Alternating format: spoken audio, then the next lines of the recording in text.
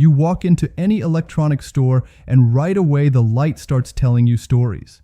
Dramatic sweeps of color, perfect gravity daying blacks, screens sharper than memory. There front and center sits OLED, still radiant, still unmatched. But suddenly there's a whisper floating between the aisles. Is OLED fading? Somewhere between the tech forums, the TikTok hot takes, and the echoing halls of YouTube, a quiet rumor got loud. That OLED's days are numbered, that it peaked, that something newer is waiting in the wings to take its place. And maybe it already has.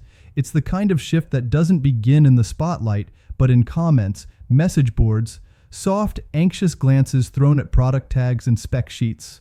OLED, once the king of contrast, now seen by some as an aging champion.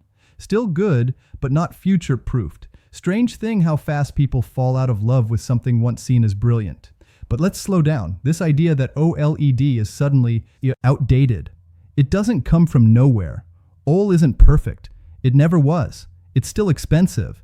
The larger you go, 77, 83 in and up, the more the price stretches into dream money territory. Technologies built on LCD and Mini-LED are catching fire in showrooms, boasting more brightness, better size for price value, and honestly, they're not bad. Some are beautiful even, so people start asking, if I can get something brighter, bigger, and possibly longer lasting for less, why bother with OLED anymore? Fair question. But here's the thing, every screen tells a story differently. OLED doesn't shout, it whispers. It paints shadows instead of flooding them. It handles black like calligraphy. Every dark corner sculpted. Every scene in a film becomes textured, not just colored.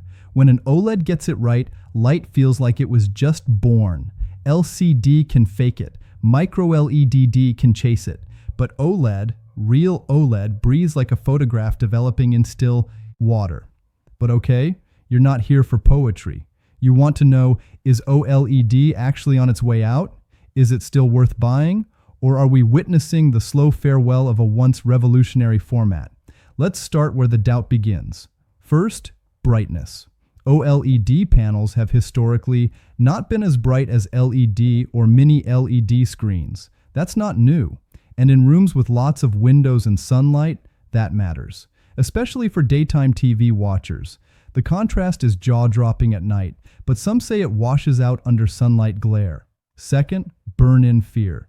This one's been around since OLED hit the mainstream.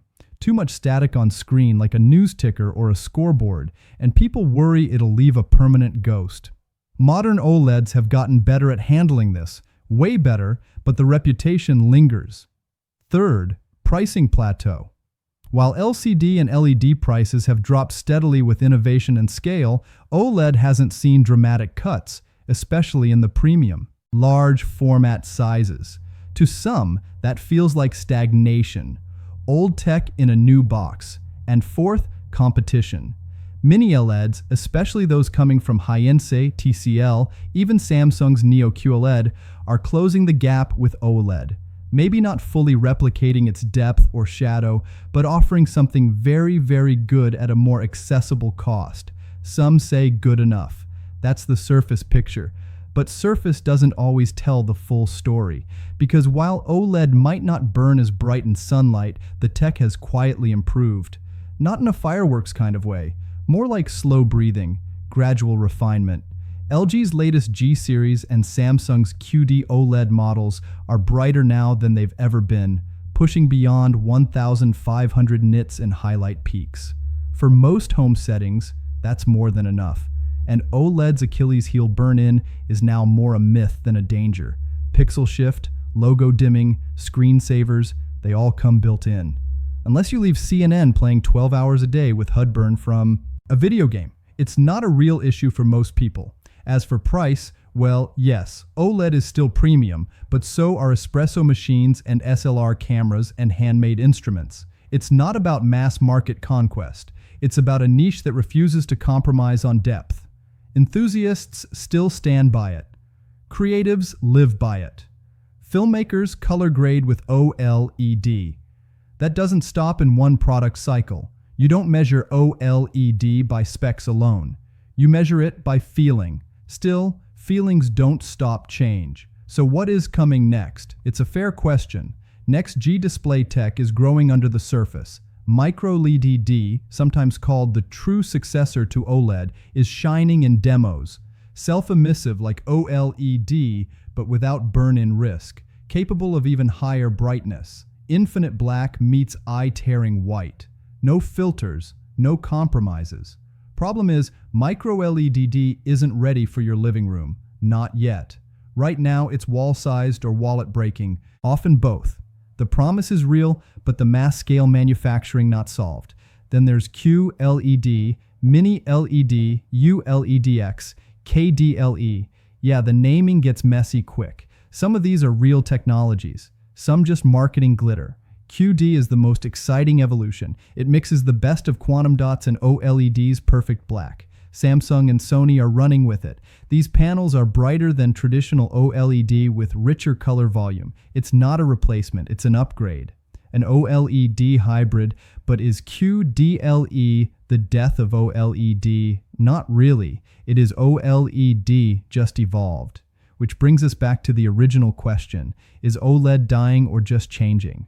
Look, the idea that OLED's time is over isn't exactly coming from engineers or producers in Hollywood post houses. It's often coming from tech fans who see innovation in peaks. Something new arrives and they declare the old thing obsolete. But the tech world doesn't work in deletes, it stacks. Just like vinyl didn't kill the cassette and streaming didn't kill the DVD overnight, OLED won't vanish because something newer exists on paper. Right now, the TV market is splitting, not shrinking. There are people buying 98 and MiniLED monsters for sports. Others want 55 in of pure shadow and emotion for Sunday night cinema, and others don't care about any of it. They just want something that turns on and looks decent. But those who care, the ones asking these questions, they're on to something. Not panic, not hype, just curiosity. 2025 won't kill OLED. But it might shift what OLED means, where it lives, who it's for. Maybe it'll stop trying to chase everyone and start leaning into what it's best at. And that's not a funeral, that's growing up. So where exactly does OLED fit now in this cluttered, ever-advancing landscape of screens, specs, and side-by-side comparisons? Let's zoom out. Every era of television has had its champion. CRTs were thick and heavy, but people didn't care. It was all they knew. Then came plasma, heat pumping, color-rich plasma. People loved it until size gave way to weight, and weight gave way to LEDs that were cheaper, thinner, smarter. LCD was bright and efficient. Then LED got smarter, and suddenly TV wasn't just a household appliance. It became art. OLED entered that story late. Not the first, not the easiest, not the cheapest, but different. Finally, contrast meant more than just color separation. It meant silence, stillness, black that actually disappears. And for the first time, people looked into the screen instead of just at it. That magic, it hasn't gone anywhere. But change is creeping in, and some of it is quietly, beautifully disruptive. TVs aren't just TVs anymore. They're digital windows, ambient canvases, conversation starters, or invisible. There are rollable screens now, transparent displays in concept stages, projectors the size of handbags, Samsung's pushing. The frame? A TV that isn't a TV at all until you turn it on. LG has a signature OLED that rolls back into its base like some kind of sci-fi scroll. It's not that OLED is out of style, it's that attention is expanding in new directions. And OLED, for all its visual perfection, is still very much playing the role of premium flat panel. People are chasing something else now too. Flexibility, personality, smaller footprints with bigger voices, brightness, but not just in nits, in concepts. So OLED has to ask itself, do I keep up or do I dig in? Most signs point to digging in. And honestly, there's something powerful about that. Tech that's not trying to be the next big thing, but the beautiful thing that lasts. Consumers are starting to separate into two tribes. Some want the flash, the showroom brightness, the surface wow, and others, they want depth, shadow detail, storytelling power. OLED lives here on that quieter side of the spectrum, and right now it still holds a secret weapon. Many overlook micro contrast. It's more than pixel count or HDR support. Micro contrast is the fine texture in the shadows, the subtle tone in dark clothing against a darker background. Most techs can't do that. They either crush the shadow or flatten it out with artificial lighting. OLED doesn't overthink, it just delivers. You could put a $2,000 MiniLED TV next to a $2,000 OLED and side by side, sure, the LED might look brighter. Demo reels pop, but the longer you sit, the more you start seeing the difference. The way OLED doesn't struggle in dim corners, the way it absorbs ambient light instead of fighting it, the way it handles film grain without turning it into noise. This is why filmmakers still love OLED. This is why colorists still calibrate to it. And here's another truth people skip. Display tech isn't just about specs, it's about intention. OLED was built for beauty, accuracy, pause moments. It's not obsessed with winning. The brightness race because it's not built for showrooms. It's built for living rooms after 8 p.m. Curtains drawn, kids asleep, a film you've already seen twice but want to feel again. Does that mean OLED is perfect? Not at all. The conversation about OLED's future isn't one-sided. There are real limitations the industry hasn't solved yet. Size, for starters. If you want a 65 in OLED, great. You're in the sweet spot. Go up to 77 or 83 in, and suddenly you're crossing into home cinema territory. Those panels are harder and more expensive to make. And OLED yields, meaning how many working panels a factory can actually ship from each glass cut, are still lower than LCD. That's a manufacturing problem and a costly one, especially as people tolerate imperfections less and expect perfection more. Then there's color brightness. This is where QLED and MiniLED often gain ground. Colors, especially reds and greens, explode off the screen with quantum dot precision. OLED handles them more naturally, sometimes even subtly.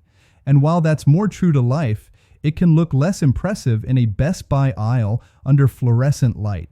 Also, people love brightness, especially in the age of open floor plan homes drenched in natural light. OLED has made strides, some models hitting over 1,000 nits cleanly, but it's still not dominating the brightness leaderboards. And for some folks, that's deal-breaking. There's another pressure point you can't ignore: competition from below.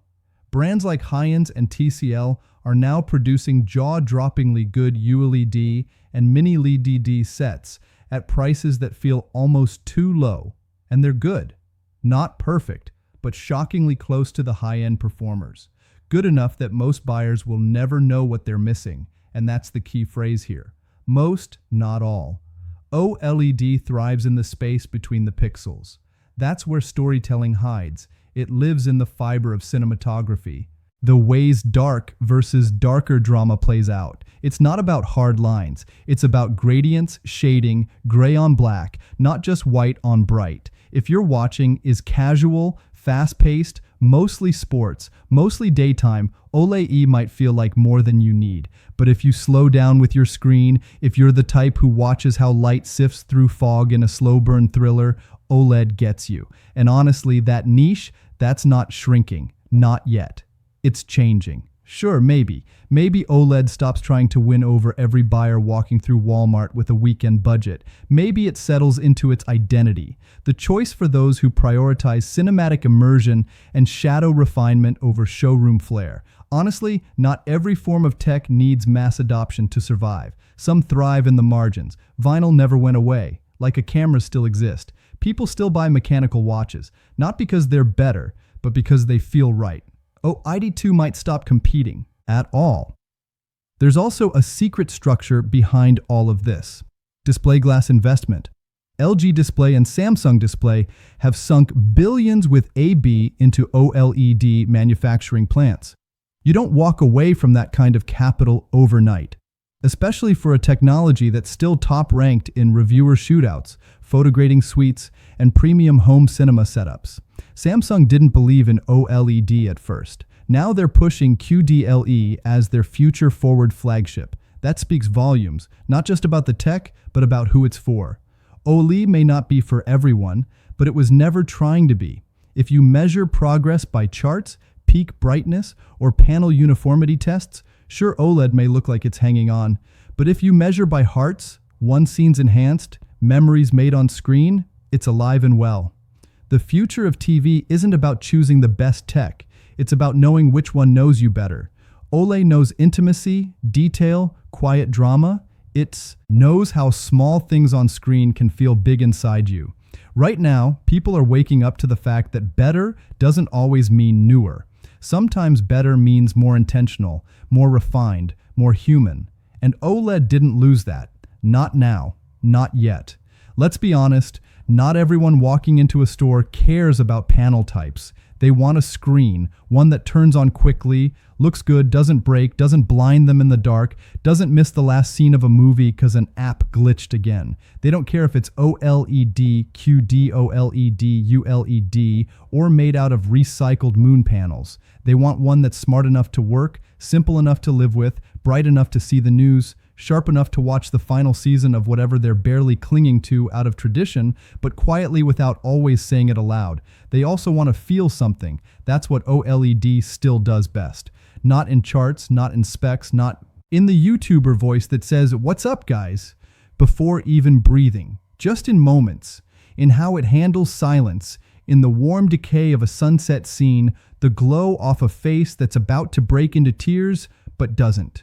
In the horror movie hallway that's dark, not because the filmmaker forgot to turn on a light, but because the fear lives there. OLED isn't the future like some product roadmap bullet point. It's the present people keep underestimating because they're chasing whatever's next. But here's a weird thing. Sometimes the next big thing already lives in something we've just stopped looking at clearly. Something familiar, mature, polished, still evolving. Because no, OLED is not frozen in place. It's evolving, just not always loudly. Look at what's happening on the periphery. WLED panels, the foundation used by LG, are starting to get serious competition from their own siblings, QD, like Samsung's S95 and Sony's A95 lines. These aren't spin-offs, these are upgrades. They take deep black and add vibrancy, color pop, clean whites. Samsung's QD layer brings out reds and greens without the usual OLED sacrifice. And LG, they've doubled down as well with MLA micro-lens array tech. It's a subtle hardware trick using microscopic lenses to redirect light more efficiently, which means higher peak brightness, better off-angle view, and still that perfect black everyone keeps chasing. That's what evolution looks like in mature tech. Subtle right turns, not revolutions, but refinements. Then there's the software side. Auto brightness limiters are smarter now. Calibration tools are easier or even built in for those who dare. Dolby Vision, Filmmaker Mode, HDR, 10+, all baked into the most modern OLEDs. They're not just pretty displays anymore. They're storytelling machines tuned to the language of modern directors. But you want truth, okay? OLED's not for the average buyer. Anymore. Not really. It was once trying to win everyone. Now it's better off focusing on the few who get it. That's where the market's going anyway. Fragmented tech tribes. There's a group that wants 100 in living art, another that wants rollable TVs that disappear into the floor. Some want something cheap enough to put in a spare room. And then there's the group that wants to feel cinema in their bones, not just their eyes. OLED fits in that last one. It's timeless. Not because it's immune to change, but because it still cares about the right things. Control, color discipline, black that's not grayish, motion that feels natural, no halos, no backlight inconsistencies, no weird banding or blown highlights, all the stuff that ticks off quiet purists who don't tweet about it but notice it immediately. OLED doesn't sell hype anymore. It sells trust. And when you pair that with cleaner operating systems like LG's WebOS, Sony's Google TV, or Samsung's Tizen tweaks, you get screens that aren't just about showing content but respecting it. Which brings us to the quiet punchline. No one likes saying out loud, TVs have gotten too good. Most people won't notice panel differences past a certain point. That's not an OLED problem. That's an abundance problem. When everything is amazing, contrast becomes subtle. Nuance becomes where the real heads are looking. And OLED lives comfortably in nuance. So what does the road ahead actually look like? QD-O will likely take more of the spotlight. Cheaper mini-LEDs will steal away casual buyers. Brands like high-ends will wow people with 80% of the OLED experience at half the cost. That's okay. That's inevitable. Progress isn't a threat. But buried in all of this, there's an understanding. Even if it stays quiet, OLED is no longer chasing validation. It's resting in legacy and doubling down on quality. Think about it. Every major brand still makes OLEDs. LG still calls OLED its flagship lineup. Sony uses OLEDs for their Master Series. Panasonic does too in Japan and Europe. Samsung initially fought it, then came back with QD-OLED, now claiming it's their best. You don't invest in something dead. If OLED were going away, support would vanish, panels would dry up, firmware updates would stop. But it's not. It's still getting better. Behind the scenes, there are labs full of engineers trying to make OLED even thinner, even more efficient, trying new compounds, blue light balances, less power draw, longer lifespan, more brightness. It's not consumer-facing yet, but it's happening. And until MicroLED is ready for normal homes, not billionaires or brands flexing at trade shows, OLED will hold the throne for true per-pixel precision. So when someone says, O is dead, know this. They might be measuring life only by what's popular next. OLED isn't chasing headlines anymore, and that's a strength, not a weakness. And if it does fade years from now, it'll do so with dignity, like plasma. Still beloved, still mourned, still better than expected. But that's not today. Today, it's still quietly winning shootouts, still hanging in post-production houses, still stealing breath in side-by-side comparisons next to TVs twice the price. And here's the kicker. OLED doesn't need to beat every other tech. It just needs to feel better to you, because sometimes the best decision isn't based on numbers. It's based on something quieter, an instinct, a pause, a moment when everything else fades and the image just grabs you. That's the old moment. It's not going anywhere just yet. Hit pause on the hype. Hit play on the reel. Before you go, hit that subscribe button. We don't just review, we expose. From the hype to the hidden failures to the tricks brands hope you'll never question. So hit like, tap subscribe, and join thousands of smart shoppers who already know smart spending starts with asking smarter questions.